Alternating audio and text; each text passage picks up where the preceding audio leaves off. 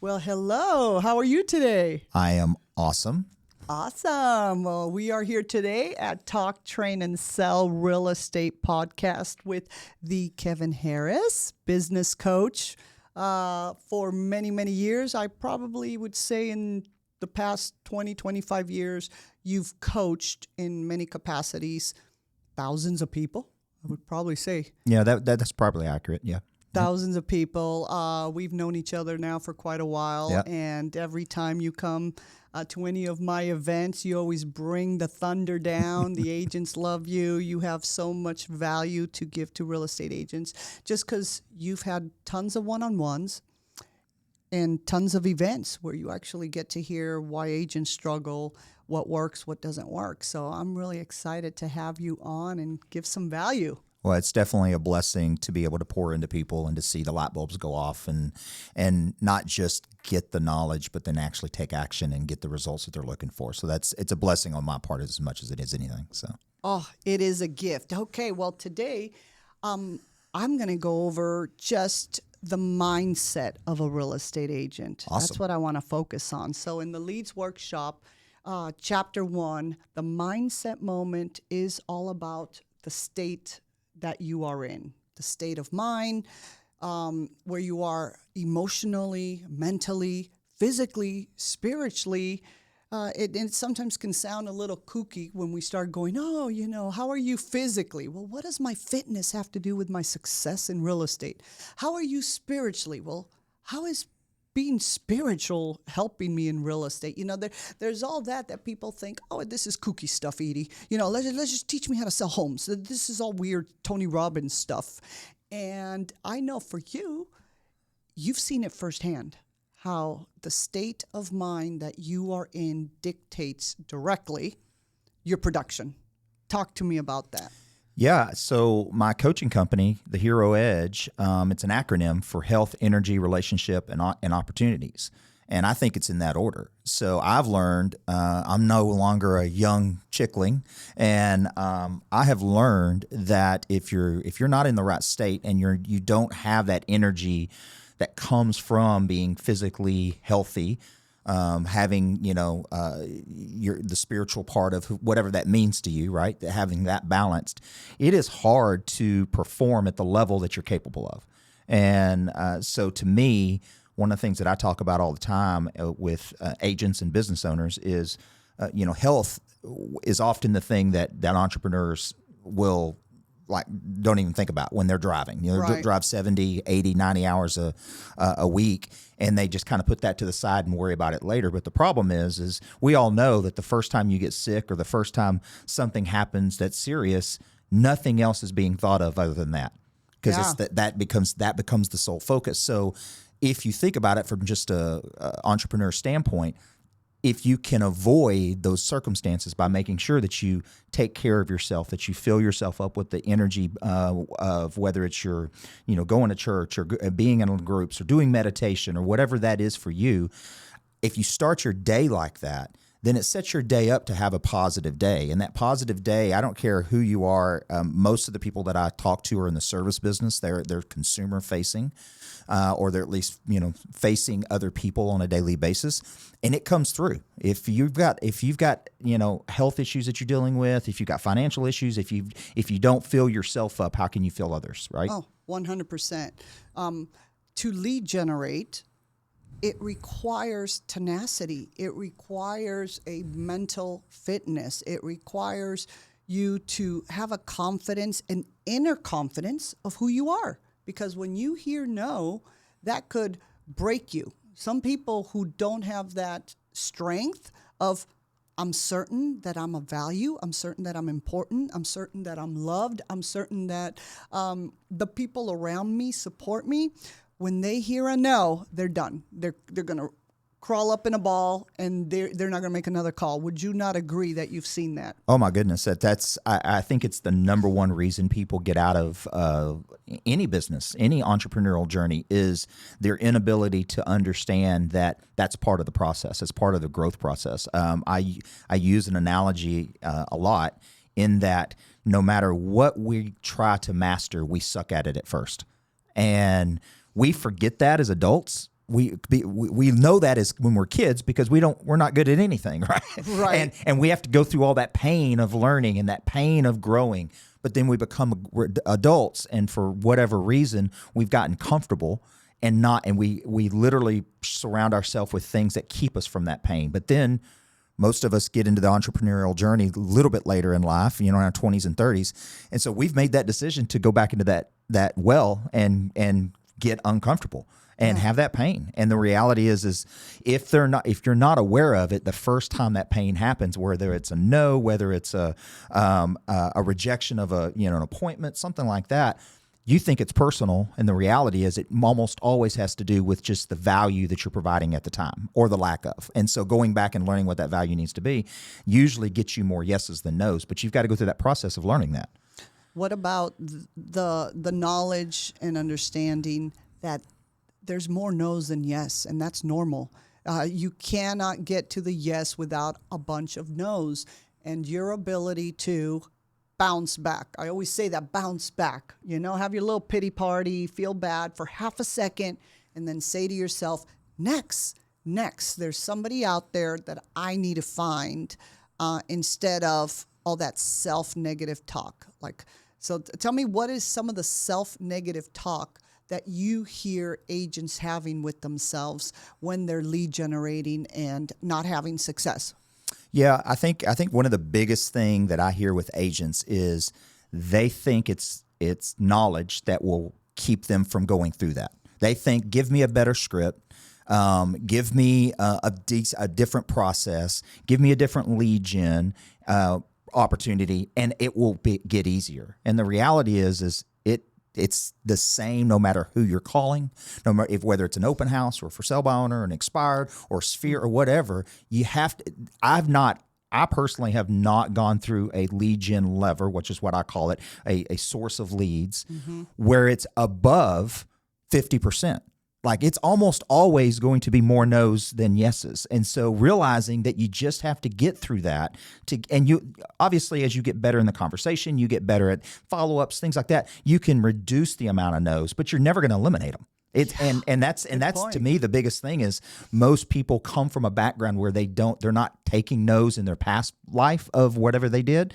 And so they not learning that, or more importantly, not having someone to show them that it's okay to get the no. You just have to keep going, because a lot of agents get in here and they just don't have that training. They don't have someone in their ear saying, hey, it's okay, keep going. It's okay, keep going. And eventually when they get the yes, then it's the, oh my gosh, I got the yes. And it's like, yeah, let's see how it works. Well, you just said something there that's important, which is 50-50. I mean, that would be a dream. I mean, if you called 10 people and you actually got 5 listings that day, I know, right? That would be a dream. You definitely could get, I would say, whether it's following up on open houses. Okay, more than likely, if you had 10 people walk through your open house, it'd be a heaven of a day if you got one buyer. 100%. Or if you called 10 FISBOs and you got one FISBOs, or you called 10 people in your database and you got one. My thing is that people don't get into the mindset. So now let's talk about how to put yourself in the state of mind to make the calls. What is happening with our generation of real estate agents that they just don't make the calls? They don't engage in the lead generation activities. How do you help agents break that pattern of not even engaging? So they don't even want to hear a yes or a no, because if you don't make the call, you don't hear either.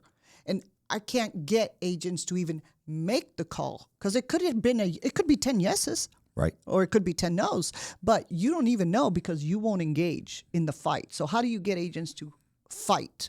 Yeah, I think it's a process usually, and it's usually a mindset around understanding what game you're playing. The reality is most agents, unfortunately, we have a high percentage of fallout in the real estate community as far as people that get into real estate versus eventually leaving real estate. And I believe, as a coach and someone who's talked to thousands of agents over the past 11, 12 years and coached hundreds of them for sure, I believe the reason is there's 2 commodities that we spend in this business. There's time and money. Mm-hmm. And so I always ask the question in front of a bunch of agents, what do most agents don't have when they get in the business? Money. Right. So I said, so what do you have to spend then? time, which means you have to make the calls, you have to do the open houses, you have to do the things that doesn't cost a lot of financial money, but it's going to take some time. Eventually you build systems, you hire people to set appointments, all that kind of stuff can be done, but it's going to take financial resources in your business to do it. And if you don't know how to do it yourself, you're not going to be able to train someone or even know that someone's good at it if you haven't done the reps, right? And so understanding that they own a business, and every business requires a lead flow, and every business requires lead generation of some kind. And it's not going to be easy. It's simple, right? But it's not easy. And understanding that that's the process. So they just have to get comfortable with that process of being uncomfortable and just being in that state of, okay, this is what I'm going to do. This is the one job I have to do, because it doesn't matter what you do in this business. If you don't do that one thing, you don't have a business. Yeah. You can't get to writing the contract if you don't have the buyer. You can't get to negotiating if you don't have the buyer. If you can't get to anything, and most realtors, they focus on learning the after part. Like, oh, I don't know how to write a contract. I don't know how to negotiate. So let me just spend the next 2-3 months becoming an expert at writing a contract, instead of spending the next 3 months becoming an expert at handling rejection. You got to be an expert at how you handle rejection. You got to be an expert on how to motivate yourself for the pain of rejection. So one of my coaches, his name's Ed Milet, and he's a multi-hundred millionaire. He's written books. One of the things that he says all the time is, if you cannot, it is next to impossible to succeed in the entrepreneurial journey if you do not build that muscle around rejection. Because no matter what service you provide, whether it's insurance, whether it's title, mortgage, lending, it doesn't matter what it is, there's rejection that comes with it, because one, you're not good enough to be perfect. And then once you start to get good enough, you realize there is no perfection. It is about the numbers. It is about the reps. And we know this in every part of our life. Like when we work out, we know that we can't go in a gym one day and be healthy the next. It takes reps. We know that if we're going to lose weight and we start eating right, it doesn't take one day. It's reps. We do this in every part of our life. But when it comes to business, we think that I should be able to pick up the phone and the first person I call says yes. And it's just like, no, it actually works exactly the same as every other thing we do. It takes the reps to actually get to the results that we're looking for. I love it. I love it. So I like to tell agents, you wake up in the morning and you don't feel like it. Now what do? You wake up in the morning and you don't want to do it. Now what do? You wake up in the morning and life happens, and you fill your life and your morning with 50 billion other things. So then you choose not to engage in this. What's your advice for that scenario when you wake up and you don't want to, and you actually, since you don't have a boss paying you money, well, if I don't want to, I just don't do it. If I don't like it, I just don't do it. They have that mindset because there's no boss overseeing them. Yeah, so I use an analogy of goals and standards. So I always ask this question, what's a goal? And usually the answer is it's something we want. And then I say, okay, so what's the definition of a standard? And my definition of a standard is what you accept. And the reality is, I said, how many of you guys decided to wake up this morning and not brush your teeth before you came to the event that we're at? Of course, everybody says they brush their teeth. And I said, okay, so how many of you guys had kids? Most people have had kids, or they understand the concept. I said, was there a time when your kids, it was the goal for them to brush their teeth? More than likely, it was a goal, like you were just struggling to get them to brush their teeth when they were younger. But at some point, it became a standard. Like we don't go out unless we do it, right? We don't think about it. It's not something that we have to wrestle with.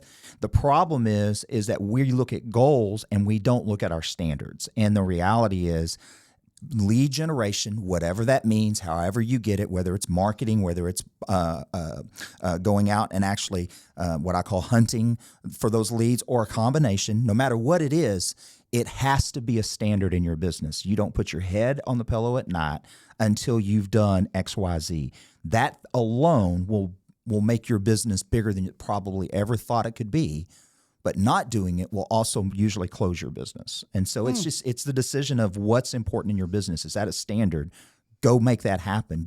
Brush your teeth, right? Brush your teeth. Don't think about Don't it. think Don't about fight it. Don't It doesn't matter how question it. tired you are, you still brush your teeth. It doesn't matter if you're hungover, you still brush your teeth. The reality is, none of that matters. You still Yep. brush your teeth, and this has to be that. Oh, I love it. Okay, so let's finish with how about like some tips on how to ensure that you brush your teeth. How to ensure that you actually do it. What are some accountability tips that you can give for agents to set for themselves? Yeah, so I'm the way I learn and the way I coach is I try to relate things. My mentors, the person I look up to as far as in my faith, they're all storytellers because I think that's how we learn. And the reality is, if you're going to get up and you're going to do the thing that has to get done, then there are some things that you can do to help yourself make that happen. Just like when you work out in the morning, like I work out every morning, 6 o'clock. If I waited until 5:30 to start getting ready and to start thinking about it and to go get my clothes and to all that kind of stuff, I probably wouldn't work out that much. But the night before, I set my clothes out. I get my water ready. The coffee's already on program. I make sure that I don't use an alarm clock, but I used to use an alarm clock. So making sure that was set. Setting the day up the night before is, to me, one of the most crucial things to making sure you're going to do the thing that you have to do. And I think a lot of agents get wrapped up and they wait until the morning that they're supposed to do it, and then they try to decide what they're going to do. Like, they don't have a list. They don't know who they're going to call. They don't even have their CRM ready. They don't have a list of for sale by owners, or they don't have their follow-up and so then they wrestle for an hour or two thinking about doing it, and by that time things get in the way. Other things, lunch is around the corner, all that kind of stuff. Setting your calendar and then setting your night up before of what you're going to do. Have the list ready. That way, when you sit down, it's there. I don't believe in necessarily you have to sit down and call for 2 hours straight, although that's not a bad thing. But most agents are not going to do that. But, set a 30-minute clock. And everybody has an alarm on their phone. Set an alarm. Turn your phone on silent if you're not going to use it, or at least have the alarm so that when you go, you at least have these little accountability pieces.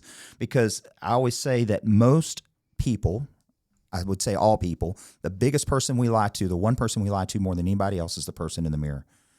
And 100%. We have to get better at telling ourselves the truth and then holding ourselves accountable to that truth. And if we do those things, little things, don't start, if you've never reached out to your sphere, don't say, I'm going to reach out to 30 people tomorrow, because you're probably not going to do it. That's too high of a bar. But put your head on the pillow and say, I'm not gonna put my head on the pillow at night until I reach out to 2. And then the next day, 3. Just the same way we start eating right, the same thing we start in every part of our life. If we do that over a week or 2, you're actually starting to accomplish, and you would be amazed. And every agent that I've ever coached that has done it, and I'm sure you too, when they just start taking action, they come back and they're like, oh my gosh, you won't believe what happened. And it's like, actually, 100%. I believe exactly what happened, because you actually did the thing. I love it. So I want to finish up with agents. What are the signs of agents who have mastered this? Like, what's the personality profile that you see with the agents who, we know it's not going to be perfect, but at least, is there a certain personality type? And I think that's a myth too. Like, people who are shy, people who are outgoing, people who are more disciplined. Like, is there, what do you see in the agents that you coach that do this at a high level?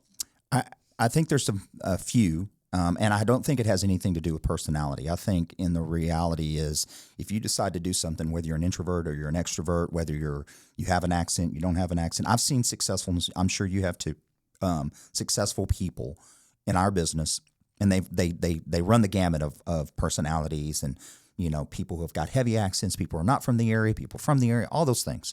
We've seen success in all of those demographics. I think the biggest thing is that they have understood why they got into the business, and it motivates them to do the hard things, the things that we don't want to do, the calls that we don't want to make. It's a big enough motivator that they have come to realization that is something that they have to do, because it's it's too big not to do. And then also that they perform and they have discipline around the things that they want. And now, I would say that you can find people that are not healthy that are successful in real estate. Long term, though, I think, especially in the culture that we're currently in, I think almost everybody understands the need to have health in their life, to eat, not necessarily great, be on a keto diet or anything, although I love that, but have a little bit of discipline around the things that are important to them. And maybe it's a sign of age. As you get older, it's even more important. But the reality is understanding that discipline has to be there for a short amount of time. And what I always say with agents who are actually starting to produce is a blind squirrel will find an acorn every now and again. So it's not about the one deal that you just got. Yeah. It's the next deal. Okay, you got this one deal. Now can you go out with that deal in hand, go create another deal? Not wait until that deal's over. Not wait till you've closed that deal and you're out of money. But can you continue what you did to get it? Can you continue? Consistency. The consistency, and it's that consistency over time. And what happens is just like when people work out, I do cold plunging, and it's the suckiest thing that you could ever do. Okay. And you do it long enough, it still sucks to do it. However, the benefit so much outweighs that it gets easier to do because you know the benefit. Okay. And the reality is that's this. When you start closing enough deals and you start, putting money in your bank account and you start doing those things enough, it's still not going to be like, I love lead generation. You're probably never going to get there. But you're going to love the results so much that it's not going to hurt as much. Oh, I love that. I'm going to leave it right there. So real estate agents, if you want to get in contact with the Kevin Harris, Master Real Estate and Business Coach, I'm going to put a link below. And then if you want to sign up for the Leads Workshop, which is a full 5-day intense 15-hour CE credit, you can, where you're going to hear a lot more stuff that help you get your business going. And hopefully you'll tune in to the next Talk, Train, and Sell Everything Real Estate. See you guys next time.